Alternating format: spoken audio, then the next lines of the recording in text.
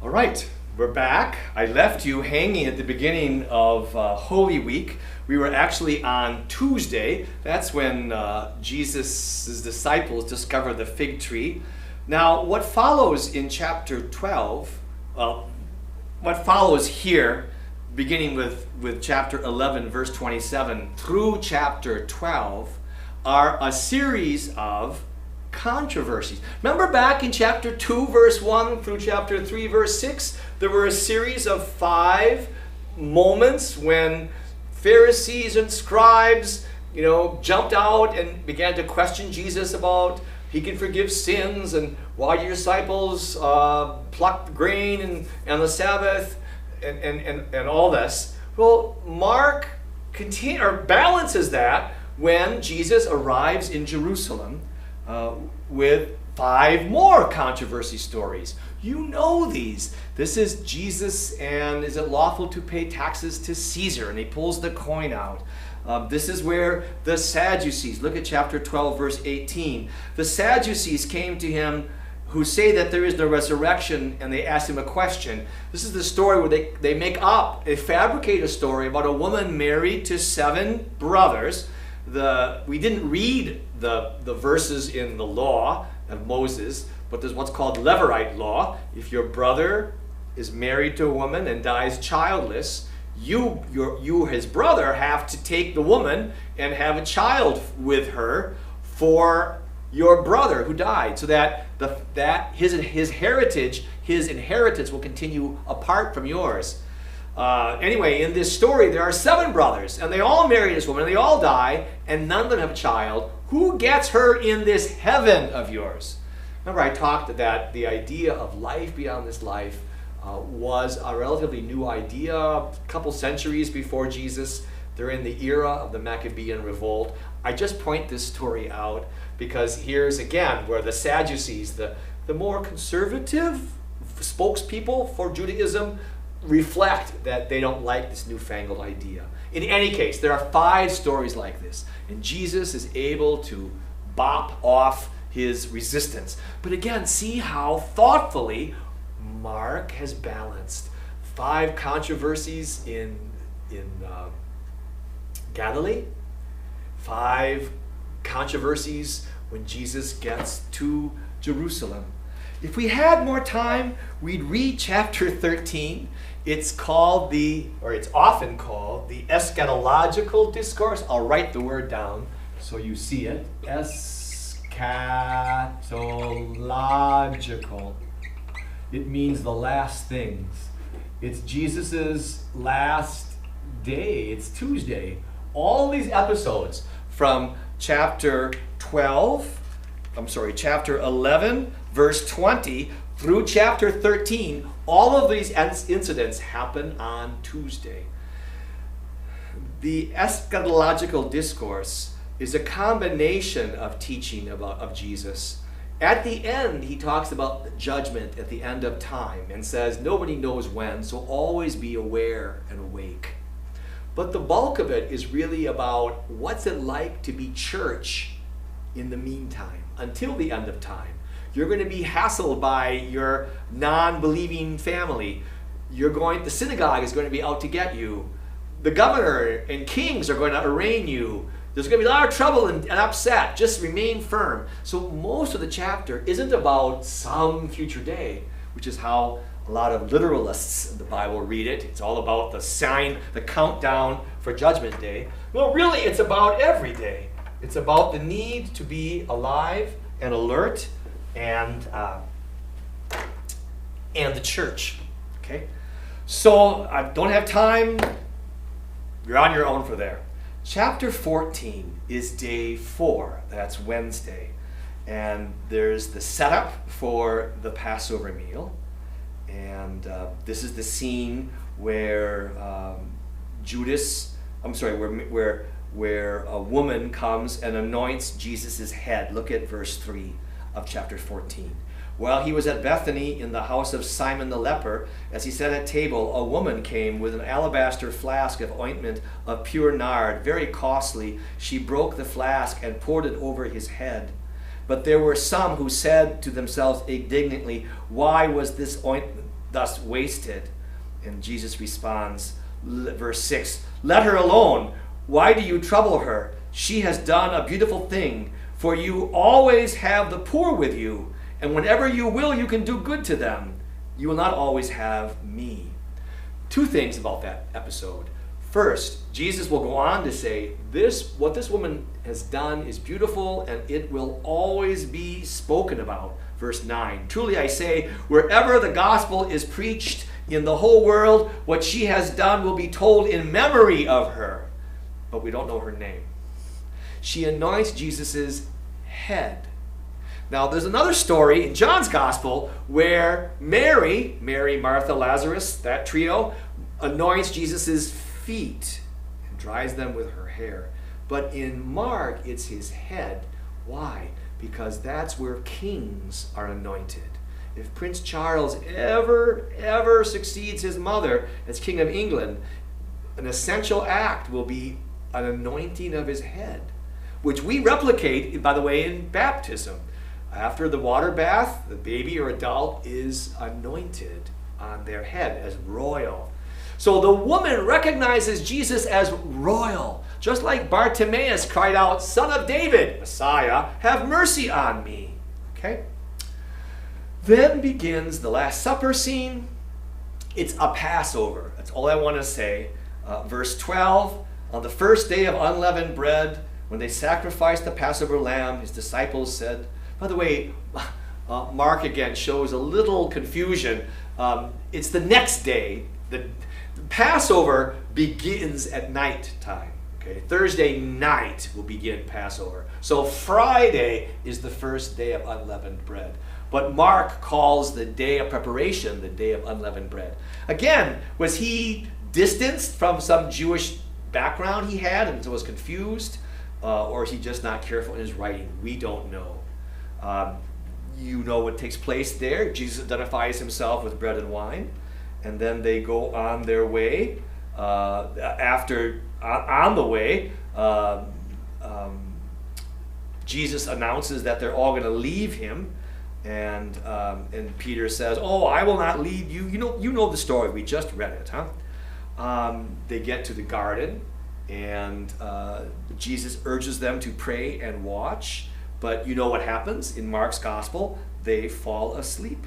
3 times Jesus prays and says, "Father, take this cup away from me, but not my will, but yours be done." 3 times he comes back and he finds they're asleep. Okay, we've seen this 3 times a lot, huh? 3 passion predictions. 3 times Jesus urges them to watch and pray.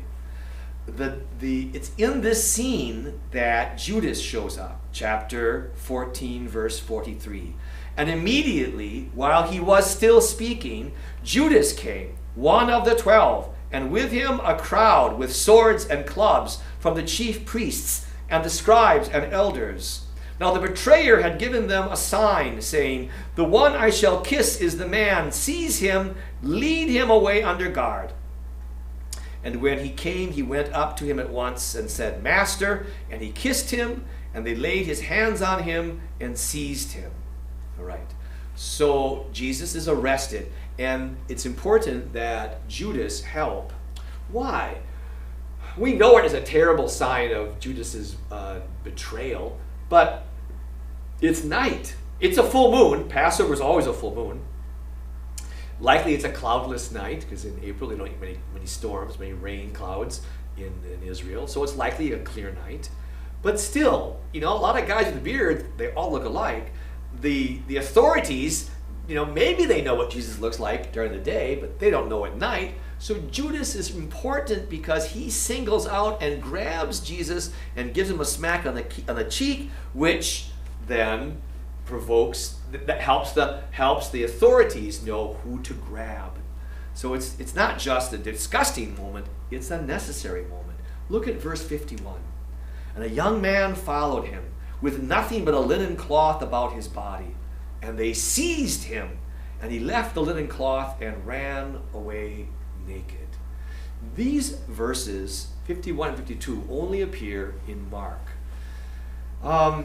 You know, the patristic writer, the patristic preachers, when they spoke about these things and they puzzled over who could this be, they came to the conclusion, well, you know what?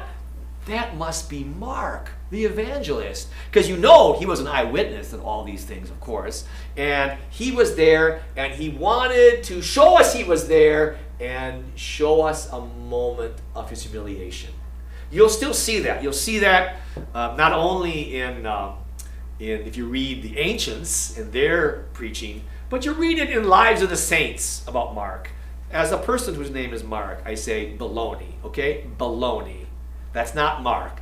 The evangelist has something much more important than putting himself in the story. Because I don't believe Mark was an eyewitness. He wasn't there. I'm going to talk about that later. Again, we're going to come back to who was Mark. And there's a little bit we're told by Eusebius that I think is really quite spot on. But remember, a young man dressed with linen. What color is linen? White. Runs away naked to get away. Okay? Remember those things. Because what is Mark doing? He's building another frame. Again, you know this story here. I don't want or don't need, I think, to take you through it all. I guess I should point this out. Look at chapter 14, verse 61.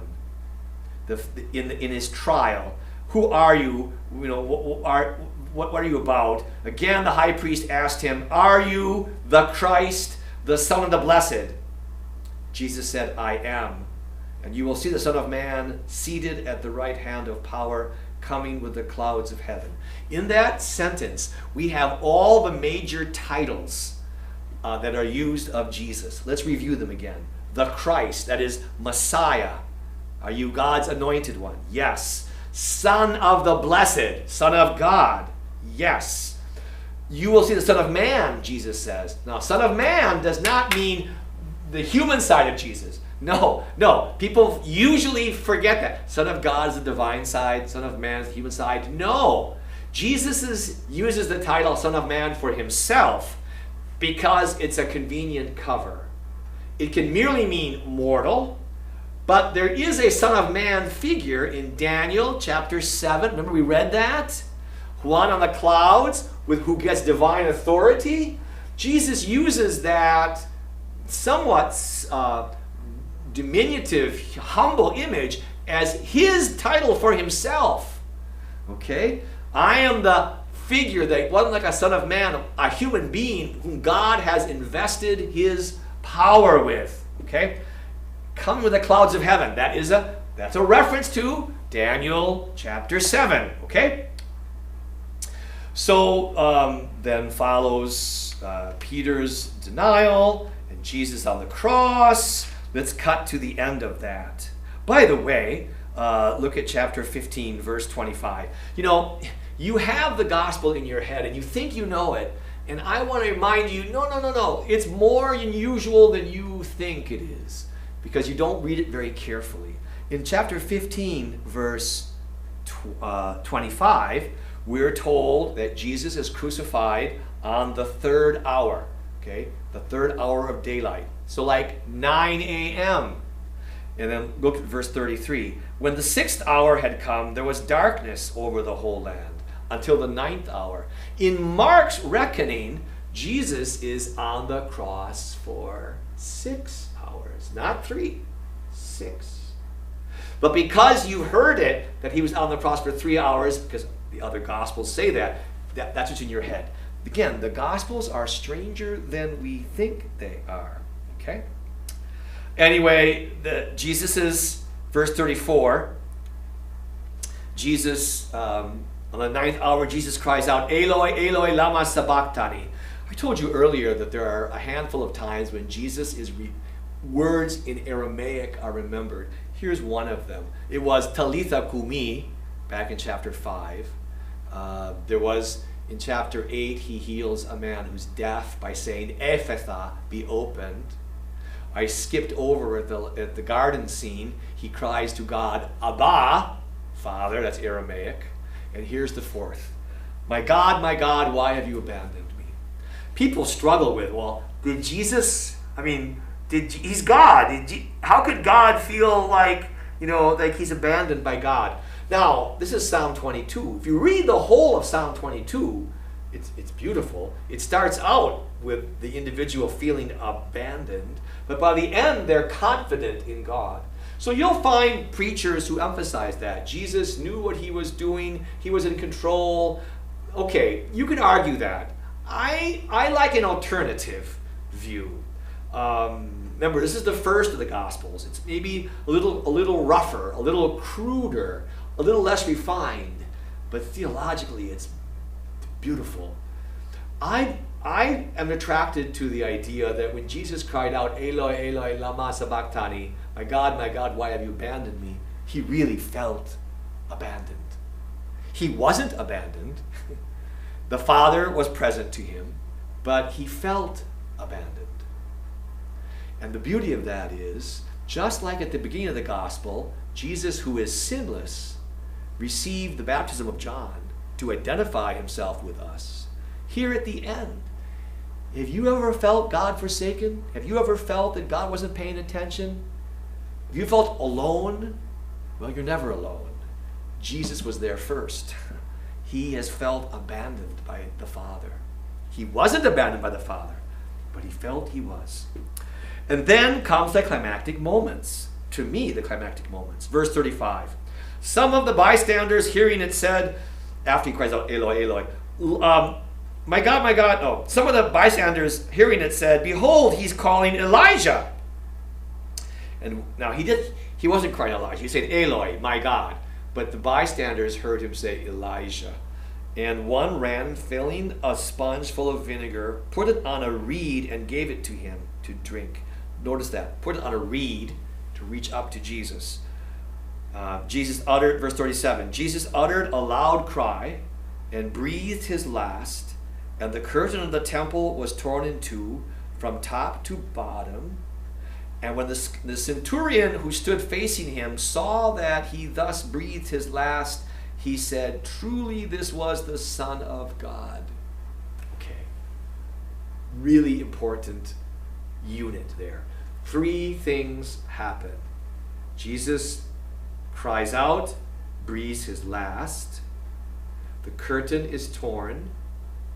Centurion says, truly this man was the Son of God. This is the first person, the first human being to say that they know who Jesus is. Son of God. He's Son of God. Peter didn't do it. The disciples didn't do it. I mean, their master, he's the master, he's amazing, but none of them has put it together that he's God's Son. This 3 steps mirrors the 3 steps at the beginning. Remember when Jesus comes out of the water at his baptism?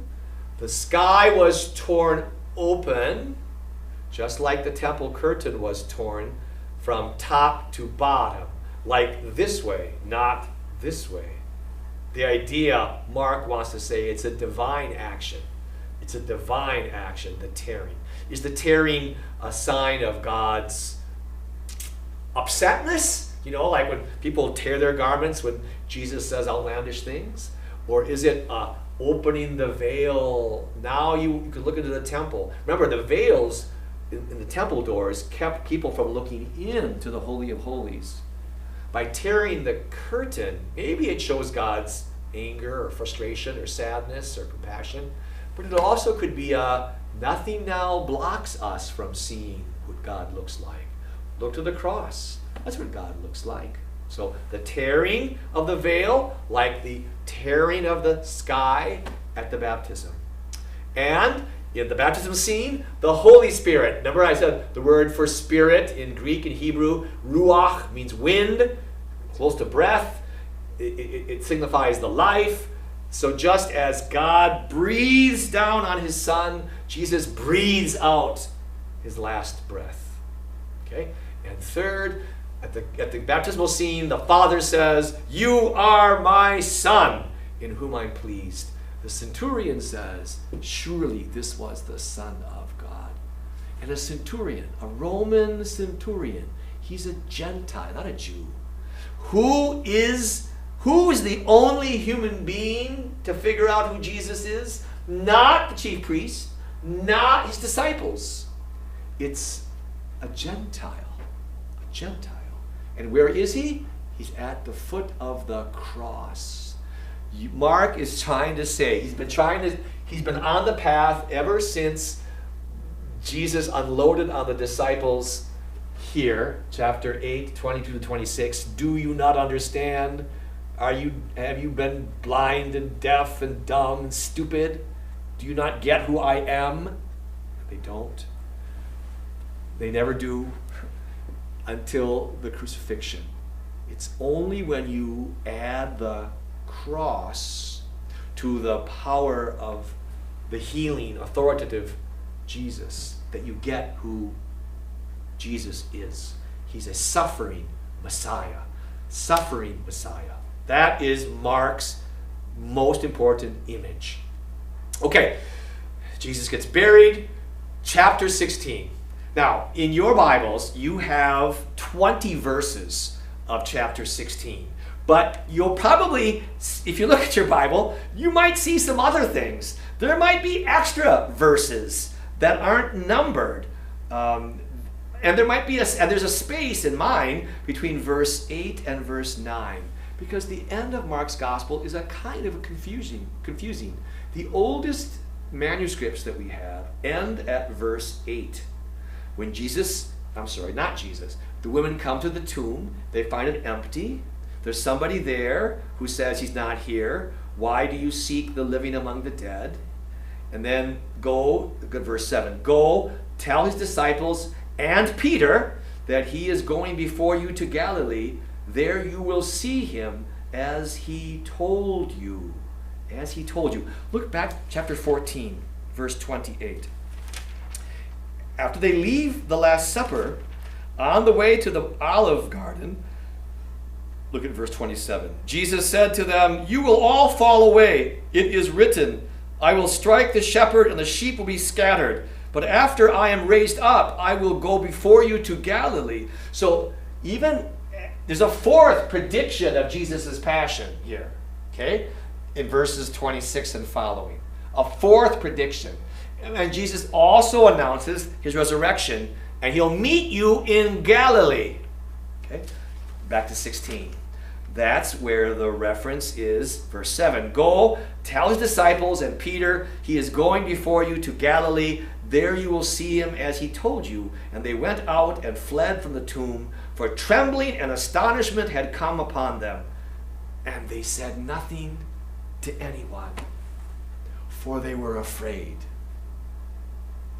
That's how the Gospel of Mark, we think, originally ended. Not very satisfying conclusion, is it, huh?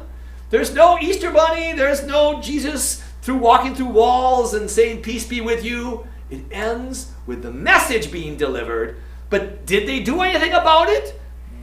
Mark says they didn't. But of course they did, didn't they? Because if they hadn't told anybody, we wouldn't have the story.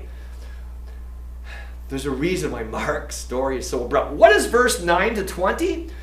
Read it on your own. Read the footnotes in your Bible. It's called the longer ending, and it is a 2nd century work. It's a 2nd century summary of all the other stories in the other Gospels of Jesus' appearances. Read it and you'll see references to Matthew and Luke and John. Obviously, some Christians found the original ending of Mark rather unsatisfying. And so they summarized the rest of the gospel appearance stories and slapped them together here. Okay, I get that, but I want you to remember, the original Mark ends at verse 8, and it ends beautifully. It's a beautiful ending. Why? Just a moment. Look back. Who is the messenger in the garden? Verse 4. The women come to the tomb, the garden. They find the tomb stone rolled away. And verse 4. Looking up, they saw that the stone was rolled back, and it was very large. And entering the tomb, they saw a young man sitting on the right side, dressed in a white robe, and they were amazed. And he said to them, "Don't be amazed. You seek Jesus of Nazareth, who was crucified. He is risen. He is not here. See the place where they laid him. Go, tell his disciples and Peter." Do you see the parallel? Do you see the last Markan frame in the garden when the things were getting tough, when it was time to put up for Jesus? The disciples ran away, all of them, even the young man dressed in linen ran away naked. Young man, linen, white. Here, chapter 16, there is a young man dressed in white. Now, the other Gospels will call him an angel. Mark does not, just as a young man. The word is niskos. It's the same word in chapter 15. Mark is making a point here. He's saying, which of these young men is you? You're one or the other.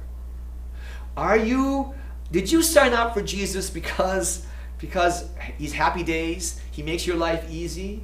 He's going to get you to heaven and just make it like never-ending buffet tables and Netflix and all that wonderful sweet stuff that you're imagining heaven's going to be? Is that why you signed up for Jesus? And then when things go bad, when there's that cancer round that you have, when your children disappoint you, when you struggle with COVID-19, when you're asked to do something sacrificial for your church, do you run away? Do you run out of your clothes to get away from Jesus when things get tough? See, the disciples of Jesus in Mark's gospel are, the first half of the gospel kind of strong, second half kind of miserable. There too, there's, what did you sign up for in Jesus? Why are you here? Why are you here? I need to take a little side journey with you. In Eusebius's ecclesiastical history, he has collected lots of tidbits from the early Christian church. And one of the things Eusebius records from an early second century source is who were the evangelists. And he says, and I mentioned this at the beginning 2 hours ago, Mark, he says, was the interpreter of Peter. The interpreter of Peter. That he wrote the gospel, not assembling the things that Peter had spoken about, had preached. And he put this together. The tradition says that, therefore, that Mark's gospel isn't written by Peter, but by one of Peter's helpers. It is organizing the good news as Peter proclaimed it. And where does Peter's tradition put him? Where does Peter die? Rome. What else happened in Rome? In the mid-60s, there was a fire, famous fire, and the emperor was Nero. And Nero blamed the Christians. This is told us, I forgot to bring my copy, of Tacitus. Tacitus, or Tacitus, he's sometimes called. Tacitus is an early 2nd century pagan Roman who tells the story of the emperors. He didn't care for the way that the empire was going, so he's kind of negative about many things. And he talks about how Nero, because of the fire, he blames the Christians, and he began to persecute them. And then Tacitus gives us a little glimpse of the early church under persecution, and how many of who were arrested denied knowing Christ, or they named other people. There were some who were crucified, and rolled in tar and set on fire, and fed to the beasts, but not everybody. Now imagine in your parish next Sunday the police surround your, well, of course they wouldn't because you're home. Anyway, let's say when this coronavirus gets over and you get to meet again and you get arrested, let's say the government outlaws Catholicism and arrests your whole congregation at Mass come summer.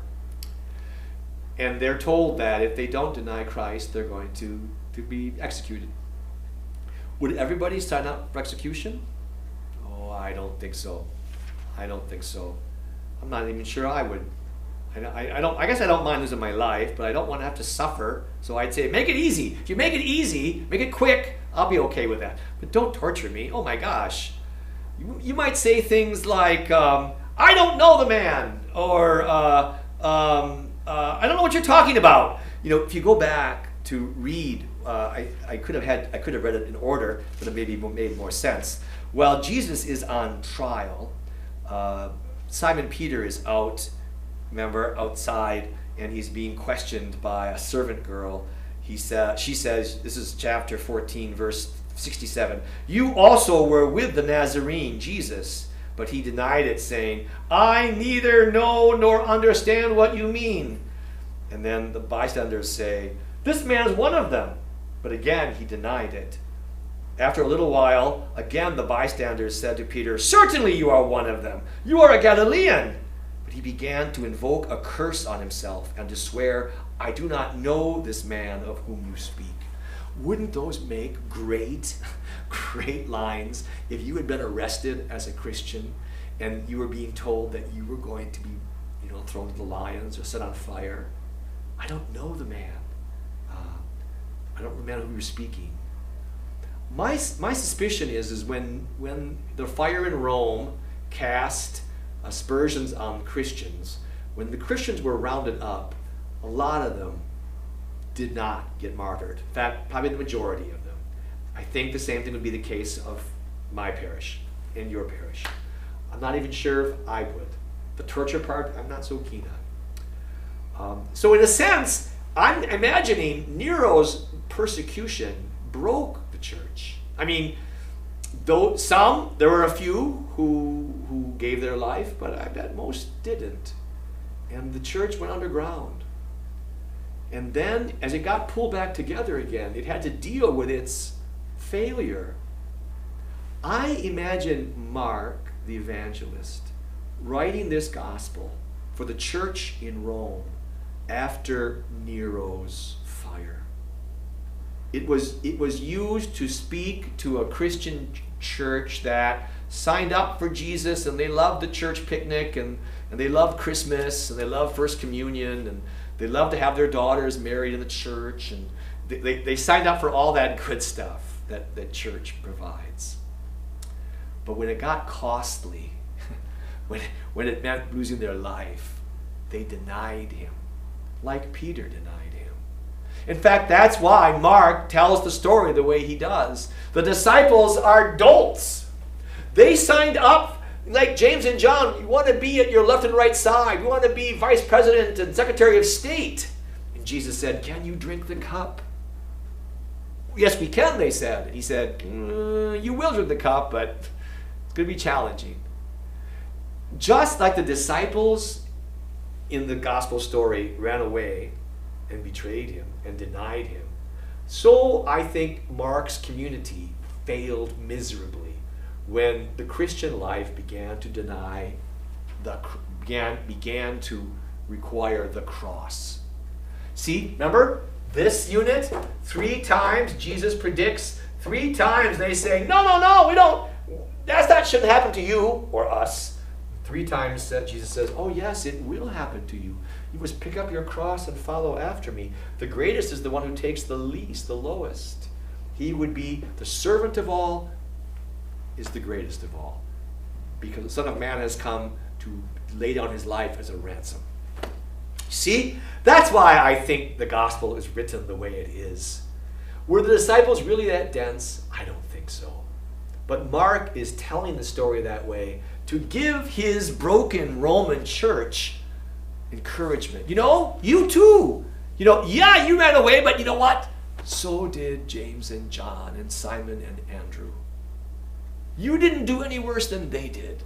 They didn't understand that Jesus didn't come just to take away your troubles. He came to have you embrace the cross. Back to the scene in the garden. So which are you? Did you sign up for Jesus when things were sweet? And then, the top part of the cup, which is frothy and sweet and good tasting. Can you drink it all? The bottom part, the dregs, when being a Christian is going to cost you? So which is it? Are you the man who runs out of your clothes, the neoniskos, dressed in linen in the garden, who, when things get tough, run out of your clothes to get away from being identified with Jesus? Or are you the other young man in the garden, actually in the cemetery, among the dead, saying, he is not here, he has been raised? I really invite you to read Mark. It's profound. It's beautiful. It's short. For all those good reasons, I encourage you to make Mark, again, a whole read through again. Read the footnotes. Remember this. All right, I wanted to spend so much time on Mark because I wanted you to deal with the whole gospel. I'm going to deal with Matthew and Luke really, really quickly. It's really going to be very, unkind. But I want to at least save time for John and for Revelation. Okay? So we'll deal with Matthew like in 10 minutes maybe. Okay? Sorry. Matthew's gospel is first in the New Testament because it is, in a sense, the most balanced. It presents Jesus' mighty work on the cross, but it's balanced by adding things that Mark doesn't have. There are Easter stories in Matthew's gospel. The risen Lord comes to the women as they run away or leave from the tomb. He meets up with them. Okay, so that's satisfying, isn't it? And it begins with a birth story. Let's look at Matthew at the beginning. Matthew had Mark in front of him. Matthew follows Mark very closely. I made that comment earlier. So on the cross, Jesus' last words are the same last words as in Mark. My God, why have you abandoned me? In Matthew, Jesus' words identifying himself with bread and wine at the Last Supper, the exact same words as in Mark. So Matthew, on one hand, shows a great respect for his source, but he is missing some things. He's troubled by some things, and so he adds these things. Again, very briefly. Well, the heart is this. He does touch up many of Mark's stories. Matthew is made uncomfortable when Jesus shows emotion or when he doesn't quite acknowledge himself to be divine. We didn't read it, but in Mark chapter 6, when Jesus goes home to Nazareth, Mark says he could not heal many people there because of their lack of faith. Could not? Like Jesus was handicapped? So Matthew kind of adjusts that and says, well, Jesus did not perform many mighty works or healings there because of their lack of faith. See the difference? Mark said he could not, that he was somehow limited or gives that impression. Matthew wants to avoid that. Here, in chapter 10 of Mark, when James and John, the future apostles, the first called, when they come up to Jesus and say, we want to be Secretary of State and Vice President when you become King of the world. That hurts, huh? These are the guys who are the pillars of the church. So there too, Matthew kind of touches it up and says it's not James and John, it's the mother of James and John who was worried about her boys. Huh? So little editorial things like that to soften the text, to take Mark and to render it in such a way that Matthew's audience wouldn't be put off by it. And who is Matthew's audience? Remember in Mark,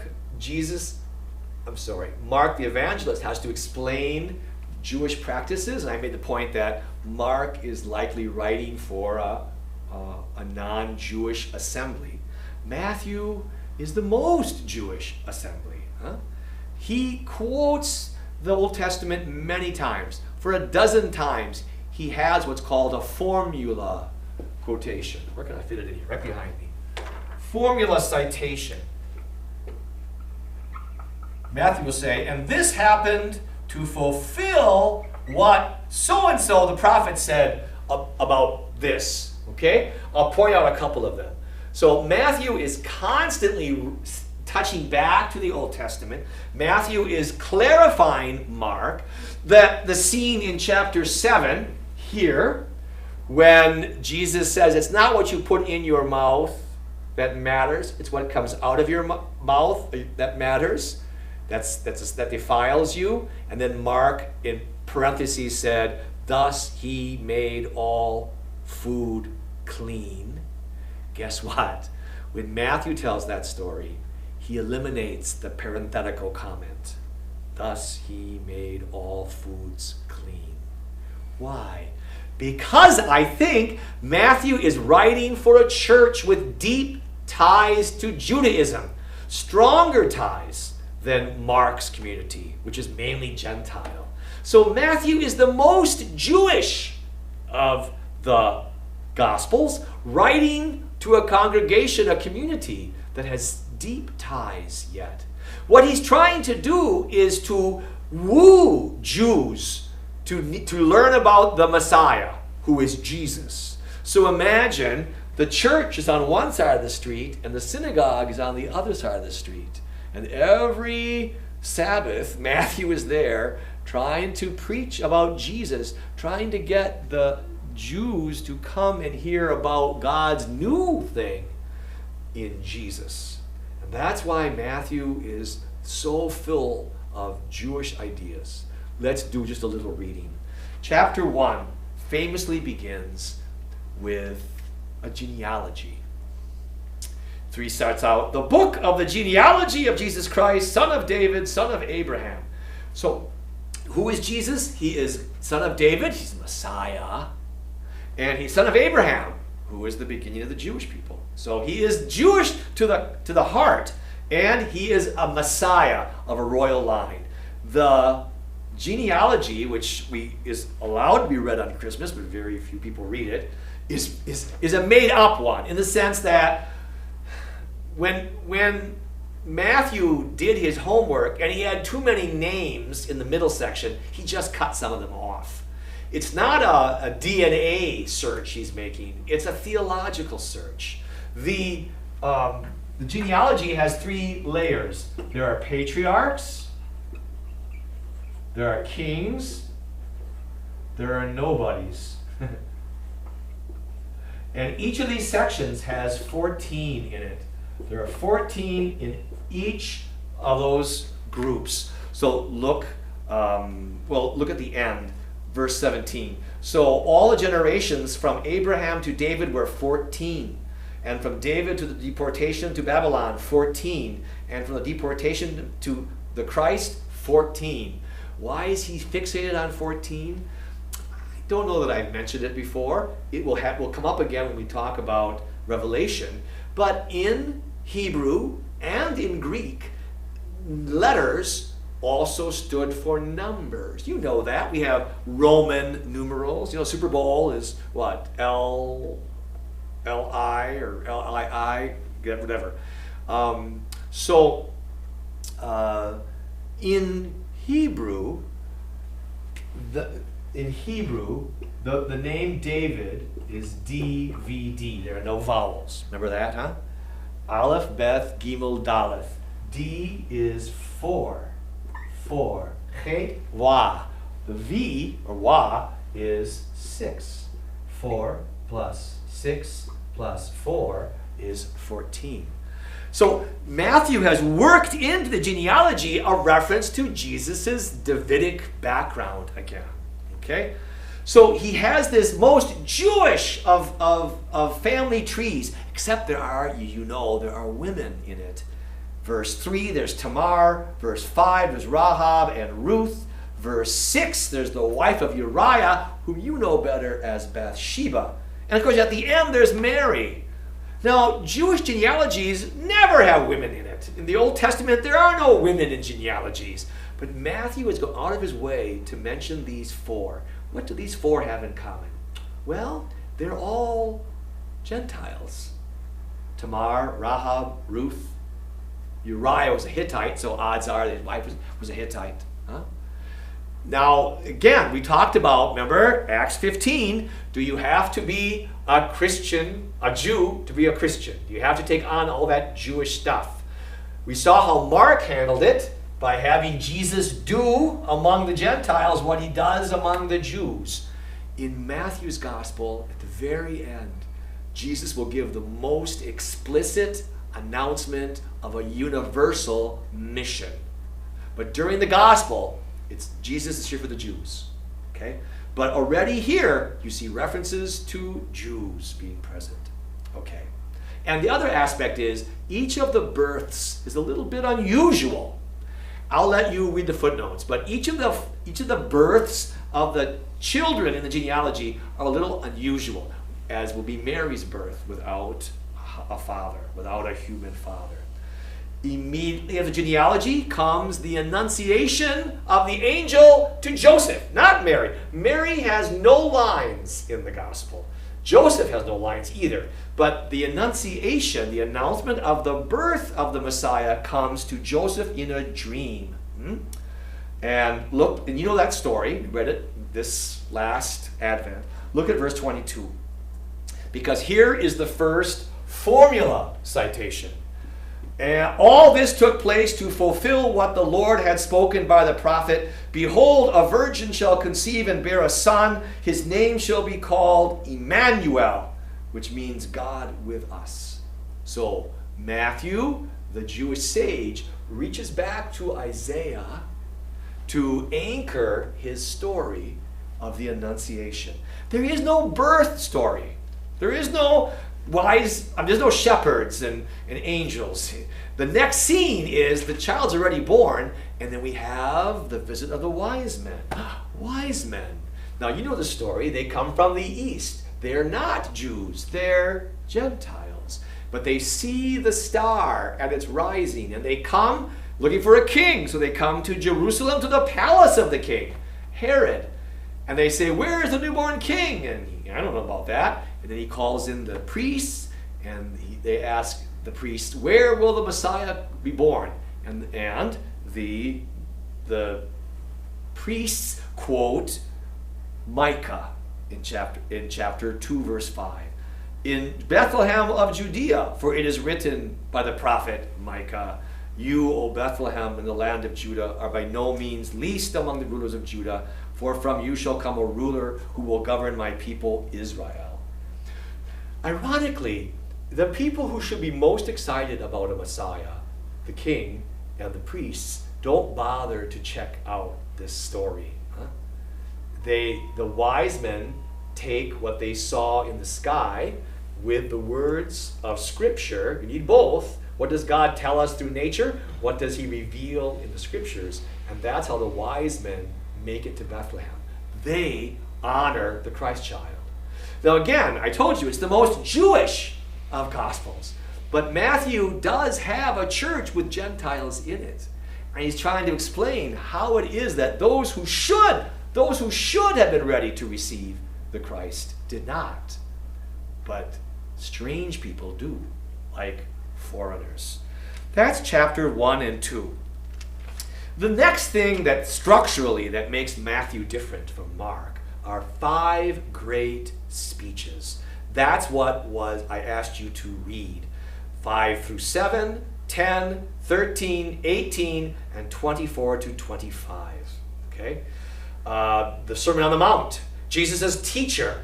This is why Matthew comes first in the New Testament, because it gives the rounded vision of Jesus as mighty healer and as great teacher. We learn how to live as a follower of Christ in the Sermon on the Mount. Chapter 10 is the missionary discourse.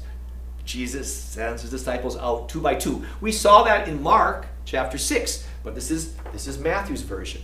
In chapter 13 of Matthew, we have a discourse of parables. Again, Mark had that in chapter 4. Matthew adds a few more. He's got 7 in all in chapter 13. Chapter 18 is what we call the church discourse. Church discourse. Jesus gives instructions for how to live as a Christian community in his absence. There's 2 times in the Gospels that Jesus drops the word church. Both of them are in Matthew. One in the scene, which is Matthew's version of this, when Jesus says, "Who do you say that I am?" Peter speaks up and says, "You are the Christ, Son of the Blessed One." And this is where Jesus says, "You, Simon, you are rock. And on this rock I will build my church." Okay? So this is the only gospel where Jesus, from his own mouth, speaks about a body that's going to continue his work. And in chapter 18, when he gives instructions. And if you read chapter 18, you can recognize Jesus is much concerned about the church's brokenness. Peter asks, "How many times must I forgive?" 7 times. Jesus gives a 3-step process for when somebody hurts you. So Jesus knew the church as a broken church. And then the last of the discourses, chapters 24 and 25, Matthew puts together great big parables. I want to give a word about each of them, and then we'll take a break. These parables are read every cycle A. Now this is cycle A, so in November of this fall, we're going to hear in 3 Sundays in a row, the 32nd, 33rd, and 34th Sundays of the year, Christ the King, we're going to hear these parables. The first parable is that of the women, the wise and foolish women. You know that story very well, huh? The wise ones bring extra, I said 24, it's 25, sorry, 25. The wise and the foolish, the foolish bring no oil. And even a child says, "Well, why don't the wise women share?" Well, again, it's not about sharing. Jesus tells these parables in Matthew in the last days of his life. He's not concerned about sharing. He's concerned about the church. This is Matthew's version of that eschatological discourse. How is the church going to function and survive in his absence? Well, it should be like the wise women who aren't caught unaware because they expect it'll be a long time before the bridegroom comes back. Okay? So the first warning is be alert. Always be ready. You never know when. Store up your confidence and your faith. What follows immediately after that is the parable of the talents. Now, as Americans, we think of talents as qualities. I can sing, I can dance, I can paint a picture. No. A talent in the Bible is not a quality. A talent is a weight. It's about 60 pounds. It's a weight of money. It's a lot of money.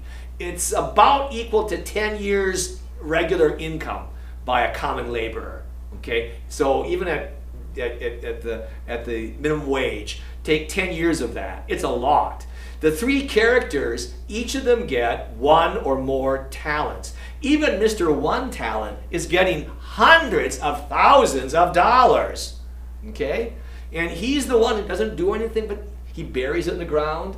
And when he presents it back in the napkin, the master kind of unloads. And why didn't you get it to the bank? And Mr. One Talent says, "Well, you're a hard man, and I thought you wouldn't be happy if I lost it." And he kind of explodes. The master explodes. "So you thought I was a hard man, huh?" Now, why do we believe Mr. One Talent? You all do. When you say, "Oh, that poor guy," because you feel like him. I don't really have enough faith. I don't have enough anything.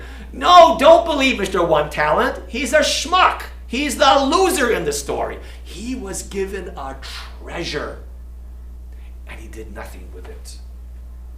The point is, what is the treasure you have been given by Jesus? It's not your lovely curly hair. It's not your ability to dance.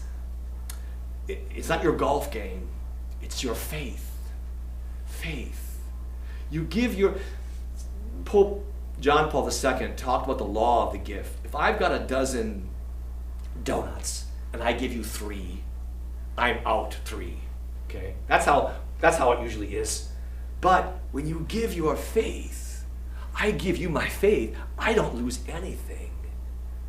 The parable of the talents is about what should we be doing in the meantime? We should be sharing our faith. We should be evangelizing. It's the gift that you give away and doesn't reduce what you have. You know, it's like one candle, light another candle. That's what that story is about. And then comes the judgment parable, sheep and goats. You know that. Matthew 25, at the end, I was hungry and you gave me nothing to eat. I was thirsty and you gave me nothing to drink. Now, some people fixate on this and think, well, this is, if you're kind of a social justice kind of guru, oh yes, this is what Jesus asks. Simple things, that we feed the hungry and dress the naked and go to visit the sick in the hospital and in the prisons. Not exactly. If that was really all necessary, you really wouldn't have needed the early 24 chapters of the gospel, would you? Huh? If that's the point of it. If Jesus is just saying share. Remember, I already told you, sharing is nice.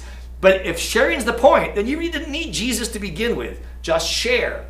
No, what's going on in this gospel is a balance. You see, the wise and foolish virgins, get ready. It's going to be a long time. Do your best. Share, light your candles, light your lamps. Be ready for the long time duration.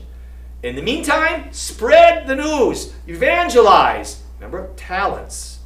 And then there's this. And give of yourself in a way that it's not calculating. I scratch your back, you scratch mine. No. The thing about the sheep in the parable is they weren't calculating. They weren't saying, well, if I do this, I'll get to go to heaven. No. They didn't recognize. I didn't know it was you. And Jesus said, that's all right. To whomever you did it, in my name, you did it to me. The 3 parables together are the story of what we should be about. Not just one of them, the 3 of them together. After a break, we'll come back and we'll wrap up Matthew.